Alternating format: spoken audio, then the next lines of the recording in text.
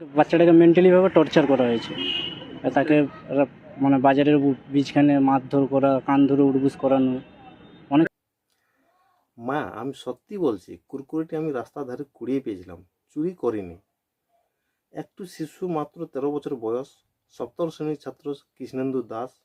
বুদ্ধিমান, ভদ্র, স্বপ্নভরা একটি ছোট্ট প্রাণ। একদিন পথে স্কুল থেকে ফেরার পথে একটি 5 টাকার কুরকুরে প্যাকেট রাস্তার ধারে পড়ে থাকতে দেখে সে তুলে নেয়। কে জানে সেই মুহূর্তটাই তার জীবনের শেষ মোড় হতে চলেছে।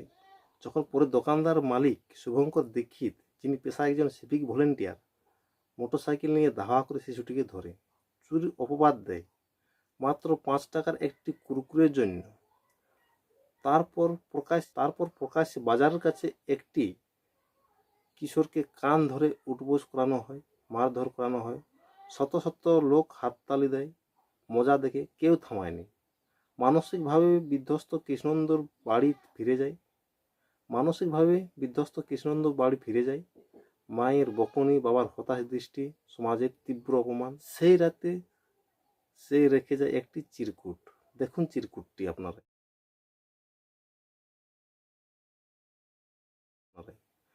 মা, আমি সত্যি বলছি, আমি রাস্তার ধারে কুড়িয়ে পেয়েছিলাম, চুরি করিনি।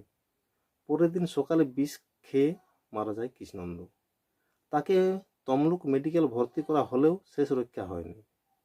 প্রশ্নগুলো থেকেই যায়। মাত্র 5 টাকা চিপসের জন্য একটি প্রাণ ঝরে গেল। এই কোন সমাজে বাস করছি আমরা? কে দিল সিভিক ভলেন্টিয়ারকে এমন শাস্তি দেওয়ার অধিকার, বিশেষ করে একজন শিশুকে? মানবিকতা কোথায় গেল? একজন ছাত্র যার অপমান প্রমাণিত হয়নি, তাকে প্রকাশ্যে লাঞ্ছিত করা হলো, মেরে অপমান করা হলো কেন? শুধু শুভঙ্কর দীক্ষিতেই নয়, আমরা সবাই দোষী, কারণ কেউ তাকে বাঁচানোর জন্য এগিয়ে আসেনি। উত্তেজিত জনতা অভিযুক্ত সিভিক ভলেন্টিয়ার বাড়িতে ভাঙচুর চালালে পুলিশ 6 জনকে গ্রেপ্তার করে, কিন্তু এখনো পর্যন্ত অভিযুক্ত শুভঙ্কর গ্রেপ্তার হয়নি। কেন? একটি শিশুর মৃত্যু বিচার চাই, শুভেন্দুর জন্য ন্যায় বিচার চাই। আমাদের সমাজে সহানুভূতি, মানবিকতা ফিরিয়ে আনতে চাই।